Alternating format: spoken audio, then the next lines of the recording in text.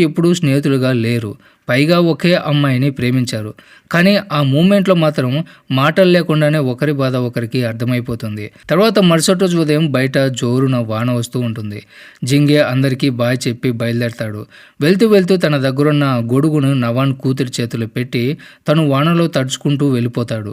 కొంచెం దూరం వెళ్ళాడో లేదో వెనక నుంచి నవాన్ పరిగెట్టుకుంటూ వస్తుంది. ఆ గొడుగుని తిరిగి జింగే చేతిలోనే పెడుతుంది. ఆమె కళ్ళల్లో ఒకటే భావం. మాకు ఈ గొడుగులు, నీడలు అలవాటు లేదు జింగే. వానలో తడవడమే మా రాత అని చెప్పకనే చెప్తుంది. ఇద్దరు కూడా తమ బాధను పంచుకుంటారు కానీ ఎవరి దారిన వాళ్ళదే అన్నట్లు ఫిక్స్ అయిపోతారు. నవాన్ వెనక్కి వెళ్ళిపోతుంది. జింగే ఆ వానలో కన్నీళ్లతో అలాగే నిలబడిపోతాడు. తర్వాత ఆ రాత్రి జింగేకి నిద్ర పట్టదు.